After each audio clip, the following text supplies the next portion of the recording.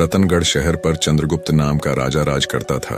उसके 4 बेटे थे जो बड़े बहादुर और प्रतापी थे। उसके सब बेटों में बड़ा बेटा मदन सेन सबसे वीर और सुंदर था। मदन सेन की पत्नी का नाम चंद्रप्रभा था। वह भी बेहद सुंदर थी। वह अपने समान सुंदर किसी दूसरी स्त्री को न समझती थी। चंद्रप्रभा हर काम में होशियार थी। गाना भी उसे खूब आता था। एक दिन की बात है कि मदन सेन के पिता अर्थात राजा ने उसे उसकी किसी खता पर नाराज होकर देश निकाला दे दिया।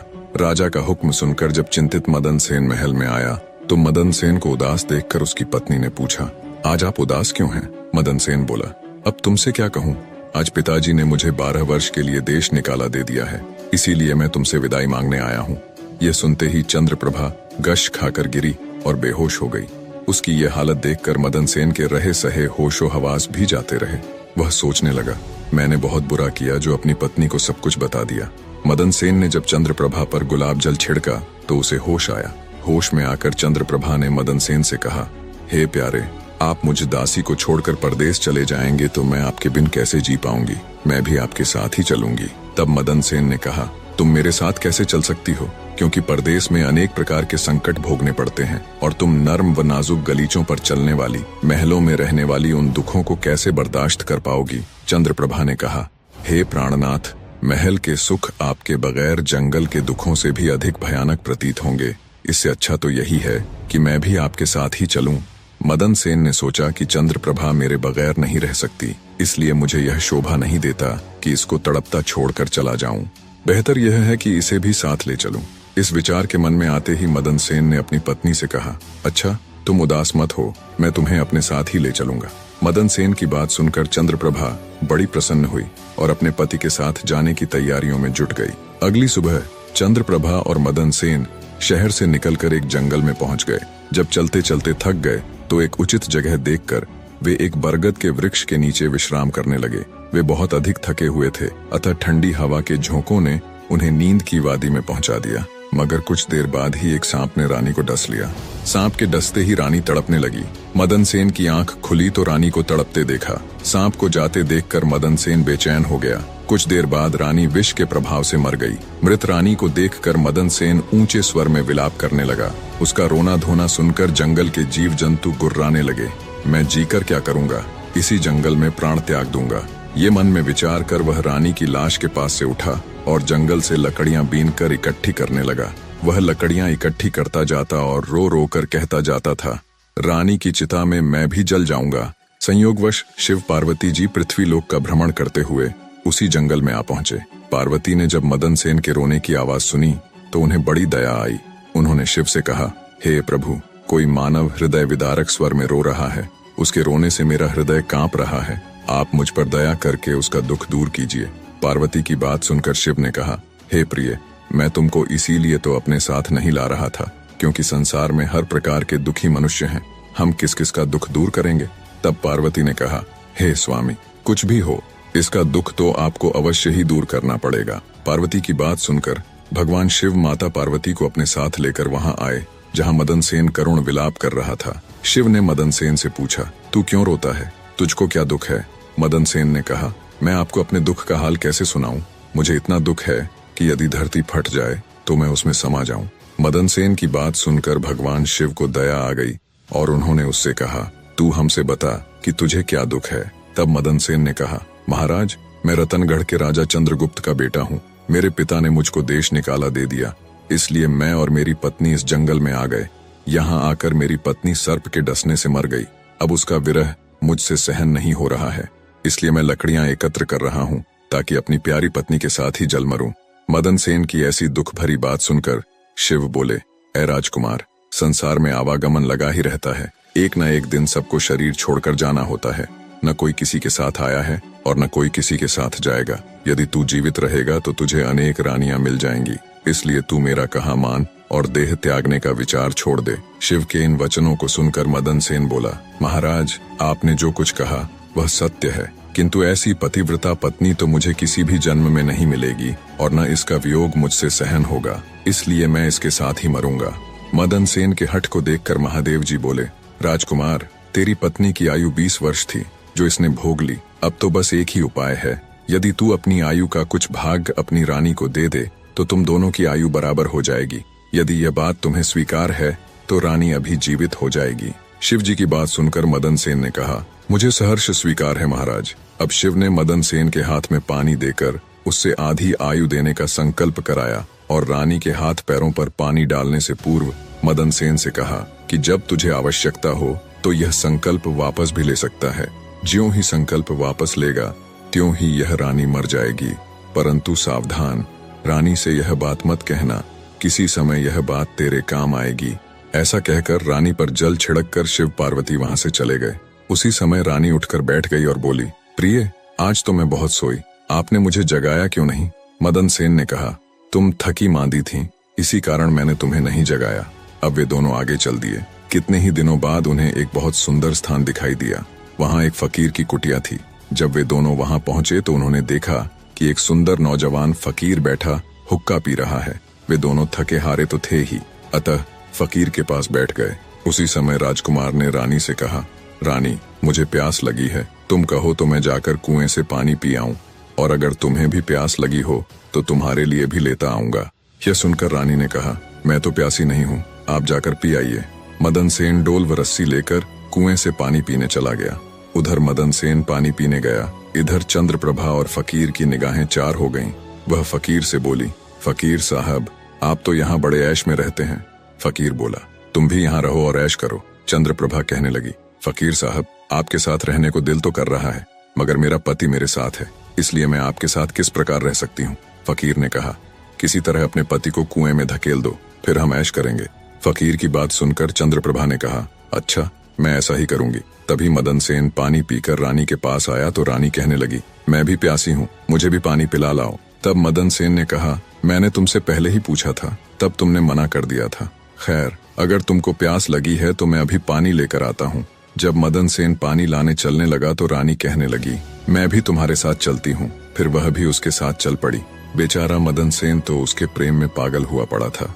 उसे नहीं मालूम था कि यह मेरे प्राण लेने चल रही है। जब मदन सेन कुएं पर जाकर डोल भरने लगा तो रानी ने पीछे से उसे धक्का देकर कुएं में गिरा दिया और खुद उस फकीर के पास आ गई। वह फकीर रानी को लेकर वहां से चलता बना और दोनों एक बड़े शहर में जाकर आनंद से रहने लगे। उस फकीर ने चंद्रप्रभा को थोड़े ही दिनों में ऐसा नाचना गाना सिखाया कि उसके समान नाचने वाली कोई नृत्यांगना उस शहर में दूसरी न थी। वह सारे नगर में प्रसिद्ध हो गई। इस प्रकार रानी के नाचने गाने के कारण वह फकीर लाखों रुपये का मालिक हो गया। रानी उस फकीर के साथ बड़े ऐश से रहने लगी। जिस समय रानी ने मदन सेन को कुएं में धकेला था, दैव योग से एक जंजीर जो कुएं में लटकी हुई थी उसके हाथ में आ गई। मदन सेन उसको पकड़कर कुएं में लटक गया और ईश्वर को याद करके सोचने लगा कि मैंने रानी को जीवन दान दिया और रानी ने मेरे साथ यह विश्वासघात किया। क्या यही मेरे प्यार की सजा है? उसी दिन बंजारों का एक काफिला उस स्थान पर आकर ठहरा। एक बंजारा बाल्टी और रस्सी लेकर कुएं पर पानी भरने आया। जब उसने बाल्टी कुएं में डाली तो मदन सेन ने बाल्टी को पकड़ लिया। तब उस बंजारे ने पूछा, कुएं में कौन है? मदन सेन ने कहा, भाई, मैं आफत का मारा एक इंसान हूँ, ईश्वर के लिए मुझको बाहर निकाल कर मेरी जान बचाओ। बंजारे को दया आ गई और उसने मदन सेन को कुएं से निकाल लिया और पूछा, हे भाई, तुम कौन हो? इस कुएं में कैसे गिरे? मदन सेन ने शुरू से लेकर आखिर तक सारा वृतांत बंजारे के सामने कह सुनाया। बंजारा उसकी नेकी और रानी की करतूत सुनकर अफसोस करते हुए बोला, त्रिया चरित्र जाने नहीं कोय, खसम मार कर खुद सती होए। यह कहकर बंजारे ने मदन सेन को सीने से लगा लिया और बोला, तुम किसी प्रकार की कोई चिंता न करो, भगवान बड़ा कारसाज है, वह सब भला करेगा। अगर चाहो तो तुम हमारे लश्कर में हमारे साथ रह सकते हो। मदन सेन ने उसके साथ रहना स्वीकार कर लिया। संयोगवश बंजारों का वह लश्कर कुछ दिनों के बाद उसी शहर में आया जिसमें रानी चंद्रप्रभा फकीर के साथ रह रही थी। उस शहर को देखकर मदन सेन ने बंजारे से कहा, भाई, मेरी इच्छा कुछ दिन इस शहर में रहने की है, यदि आपकी आज्ञा हो तो कुछ दिन मैं इस शहर में बिता लूं। मदन सेन की बात सुनकर बंजारा बोला, तुम्हारी जैसी मर्जी हो, मुझे कोई आपत्ति नहीं है। मदन सेन बंजारे से विदा लेकर शहर में किसी काम की तलाश में घूमने लगा। कुछ दिनों बाद उसकी मेहनत रंग लाई और उसे एक बड़े व्यापारी के यहाँ नौकरी मिल गई। वह व्यापारी के यहाँ रहने लगा और बड़ी लगन और परिश्रम से अपने कर्तव्य का निर्वाह करने लगा। मदन सेन की कर्तव्य निष्ठा और परिश्रम को देखकर उसे अपने यहाँ मुनीम बना लिया। अब मदन सेन के दिन चैन से गुजरने लगे। एक दिन उस नगर के राजा के यहाँ चंद्रप्रभा के नृत्य का आयोजन हुआ। राजा ने शहर के तमाम बड़े व्यापारियों और सेठ साहूकारों को अपने यहाँ इस नृत्य का अवलोकन करने को आमंत्रित किया। जिस दिन चंद्रप्रभा का नृत्य था, शहर के सब व्यापारी और सेठ साहूकार राजा के यहाँ पहुँचे। मदन सेन ने भी रानी के नृत्य और गायन की बड़ी तारीफ सुन रखी थी। उसने अपने मन में सोचा कि इस नर्तकी का नृत्य अवश्य देखना चाहिए। यही सोचकर मदन सेन भी राजा के यहाँ जा पहुंचा। रानी चंद्रप्रभा साज श्रृंगार करके नृत्य करने के लिए खड़ी हो गई। उस समय वह अप्सरा के समान सुंदर नजर आ रही थी। मदन सेन अपने मालिक के पास बैठा था। रानी ने नृत्य शुरू किया और एक ठुमरी उसने उस महफिल में गाई। चंद्रप्रभा ने ऐसे कई राग बड़े ही सुंदर ढंग से अपनी सुरीली आवाज में गाए। उसे सुनकर महफिल के सब लोग वाह वाह करने लगे। राजा से लेकर प्रजा तक सबने उसे ढेरों इनाम दिए। मदन सेन ने भी अपने हाथ की अंगूठी, जिसमें हीरा जड़ा हुआ था, उतार कर रानी चंद्रप्रभा को भेंट कर दी। रानी चंद्रप्रभा ने अंगूठी को पहचान लिया और मन ही मन कहने लगी, बड़ा गजब हो गया, जो यह कमबख्त अब तक जिंदा है और यहाँ आ पहुंचा है। अब यह मुझे जिंदा नहीं छोड़ेगा।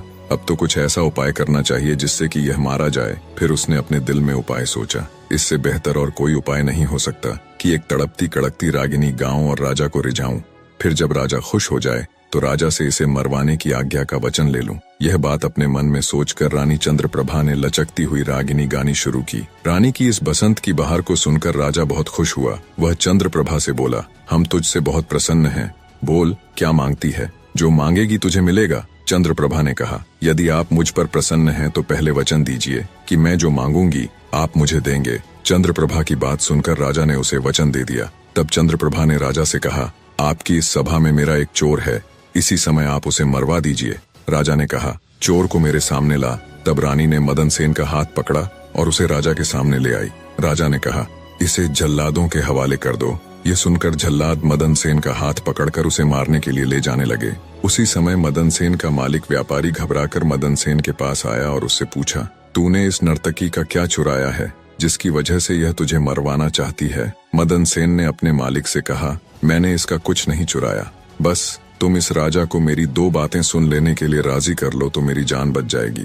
मदन सेन का मालिक यह सुनकर अपने साथी व्यापारियों और साहूकारों के पास आया और उन सब से मशवरा किया। उसने कहा, मित्रों, या तो राजा आज न्याय करे वरना हम सब इस शहर को छोड़कर चले जाएंगे। यह सलाह मशवरा करके सारे व्यापारी राजा के पास आए और कहने लगे, राजा साहब, हमारा मुनीम निर्दोष ही मारा जा रहा है। वो कहता है कि राजा ने मुझे मारने की जो आज्ञा दी है सो मुझे भी राजा की आज्ञा से मरना स्वीकार है, लेकिन मेरी दो बातें सुन ली जाएं। राजा ने व्यापारियों की बात सुनकर कहा, ठीक है, मुनीम को लेकर आओ। मदन सेन को लाया गया। राजा बोला, तुम जो कुछ भी कहना चाहते हो वह मेरे सामने कहो। मदन सेन ने कहा, मैंने क्या दोष किया है जिसके कारण आपने मुझे मृत्युदंड दिया है? राजा ने कहा, तू इस नर्तकी का चोर है। ये सुनकर मदन सेन ने कहा, मैं इस नर्तकी का चोर नहीं हूँ, मैं तो इसका पति हूँ।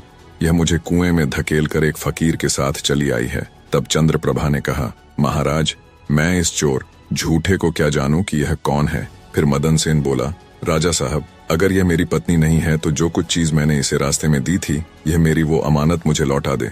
तब रानी ने कहा, मुझे स्वीकार है। मदन सेन ने कहा, अच्छा, अपने हाथ में पानी ले, मेरा तेरा न्याय इसी सभा में होगा। पानी लेकर कह कि जो वस्तु इसने रास्ते में मुझे दी थी वह मैं आज इसे वापस करती हूँ। तब रानी ने अपने हाथ में पानी लेकर कहा, जो वस्तु इसने मुझे रास्ते में दी थी वह मैं आज इसे वापस करती हूँ। यह कहकर रानी ने जैसे ही अपने हाथ से संकल्प का पानी छोड़ा वैसे ही रानी के प्राण पखेरु उड़ गए। ये देखकर सब लोग आश्चर्यचकित रह गए। राजा ने घबराकर मदन सेन से कहा, यह क्या हुआ? इसके पीछे क्या राज है? पूरी बात बताओ। तब मदन सेन ने अपने बारे में राजा को बताना प्रारंभ किया और अपने पिता द्वारा देश निकाला दिए जाने से लेकर अब तक का सारा हाल सबके सामने कह सुनाया। सारी बातें सुनकर राजा ने मदन सेन को अपने सीने से लगा लिया। मदन सेन की सच्चाई और धर्मपरायणता ने राजा का दिल जीत लिया। उसने खुश हो अपनी इकलौती पुत्री का विवाह मदन सेन के साथ कर दिया और उस फकीर को फांसी लगाने का हुक्म दिया। निष्कर्ष, इस प्रेरणा